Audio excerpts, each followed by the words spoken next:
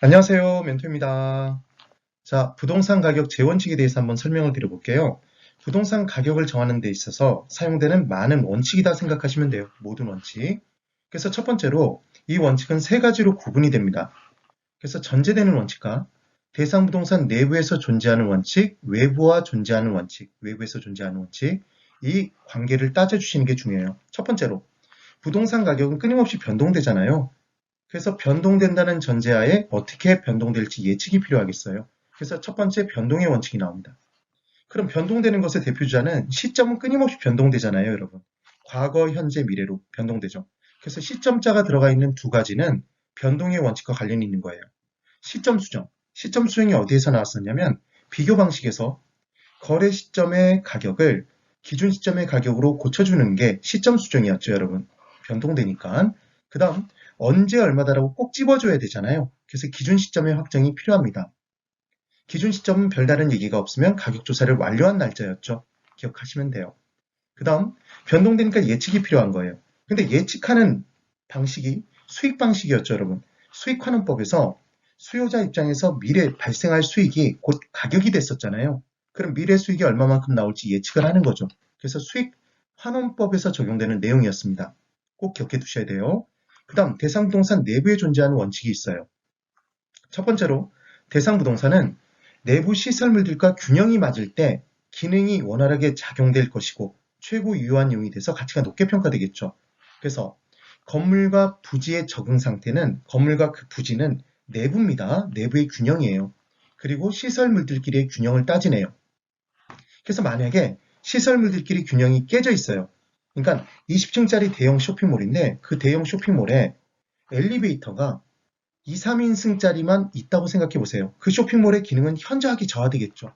그래서 균형이 깨지면 기능이 저하돼서 기능적 감가를 하게 돼 있습니다. 그럼 이렇게 내부적으로 시설물들끼리 균형이 맞는지 안 맞는지는 대상 부동산 내부를 들여다봐야 될 거잖아요. 개별적인 분석을 해야 돼요. 개별 분석을 통해서 알 수 있습니다. 그리고 내부 시설물이 전체 부동산에 기여되는 정도를 따지는 게 이게 기여의 원칙이에요. 시설물이 전체 부동산에 기여하는 정도를 따져서 각각의 시설물의 기여도의 합을 합치면 엘리베이터가 2천만 원 기여한다, 복도가 2천만 원 기여한다, 이걸 다 합치면 전체 부동산의 가치가 나온다. 이게 기여의 원칙에서 나오는 개념이에요. 그 다음 만약에 대형 쇼핑몰, 20층짜리 대형 쇼핑몰이 있는데 주차시설이 50대 꼴랑 끝이에요. 그럼 아무도 안 오겠네요.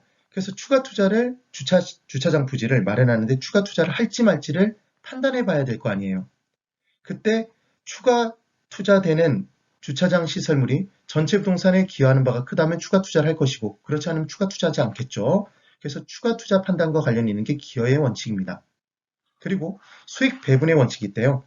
부동산을 운영해서 수익이 발생하면 내부적으로 배분하겠죠, 여러분. 그리고 얘를 다른 표현으로 뭐라고 하냐면 생산하고 남는 게 있어야 배분할 거 아니에요. 그래서 잉여 생산성의 원칙이라고도 합니다.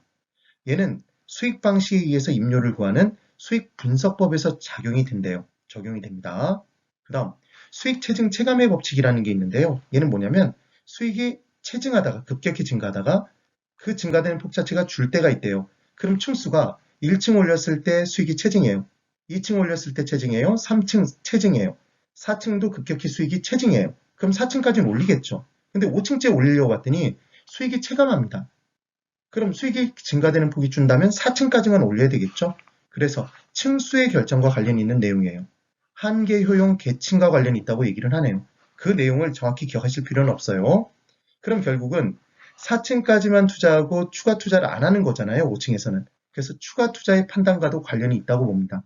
그래서 얘를 기억하시는 방법은 치읓, 치읓, 치읓이죠. 되셨나요? 그래서 수익 체증 체감의 법칙 이렇게 기억하시는 거고요. 균이 지금 보시면 균형의 원칙, 기여의 원칙, 수익 배분의 원칙, 수익 체증 체감의 법칙이 지금 내부적 원칙이잖아요. 우리 보기 오지선다죠, 여러분? 그럼 네 가지를 섞어놓고 한 가지는 틀린 걸 집어넣을 수 있을 거잖아요. 주의를 해두셔야 된다는 얘기죠. 그래서 암기를 해두셔야 돼요. MM으로 기억해 볼까요? 내부에 균이 우수수 이렇게 기억해 보시는 거예요. 그래서 내부 균형의 원칙, 기여의 원칙, 수익 배분의 원칙, 수익 체증 체감의 법칙 그렇게 기억해 두세요. 그리고 균형의 원칙이 지역 분석과 관련이 있다고 얘기를 하거든요. 그래서 균형, 개별 분석이라는 걸 기억하시는 거죠. 기억, 이렇게 기억하시면 됩니다. 그리고 수익 배분의 원칙이 수익 환원법과 관련된다 이렇게 함정팔 수 있거든요. 수익 비읍, 수익 비읍 이렇게 기억해 보시면 되겠죠. 그 다음 대상부동산 내부에 존재하는 원칙이 있대요. 대상부동산은 외부 환경과의 적합의 정도에 따라 가치가 달라져요. 그래서 적합해야 되고 외부와 적합해야 되고 외부 비슷한 부동산과의 경쟁을 통해 가격이 결정되겠죠. 그래서 먼저 적합의 원칙을 봅니다. 이 적합의 원칙은 대상 부동산과 외부 환경과의 적합의 정도를 판단해요.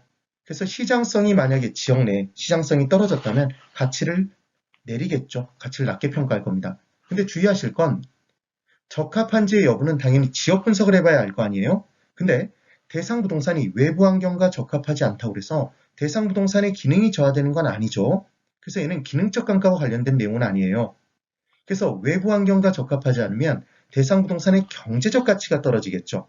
그래서 경제적 감가와 관련이 있다는 걸 기억해 두시면 됩니다.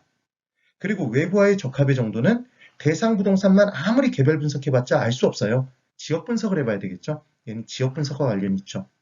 그리고 내가 가진 부동산이 20층짜리 대형 쇼핑몰인데 옆에 또 20층짜리 대형 쇼핑몰이 있네요. 그럼 내 마음대로 가격이 결정되지 않아요. 경쟁을 통해 결정되겠죠. 이게 경쟁의 원칙입니다. 그럼 경쟁이 나타나기 위해서는 동일한 수요와 공급의 권역 안에 있어야 되고요. 동일 수권 안에. 그래서 수요 공급의 법칙. 그러면 동일한 수급권 안에 있는 부동산들은 대체 관계가 성립되니까 경쟁이 이루어지겠죠. 그래서 가격이 형성된다는 원칙입니다. 그래서 이 부분에서는 외부와 적합한지의 여부는 지역 분석을 통해서 안다. 그래서 적합의 원칙과 관련된 건 지역 분석인 거죠. 지읒지읒. 아까 기억, 지읒지읒. 그래서 이 세 가지가 다 적용됐을 때 전제되는 원칙, 내부적 원칙, 외부적 원칙들이 결국 대상 부동산의 최고 유효한 이용과 관련이 있어요. 이 정도 개념을 정확하게 기억하시면 돼요. 포인트는 내부와 외부의 구분입니다. 꼭 기억해 두시기 바라요. 네, 대단히 수고 많으셨습니다.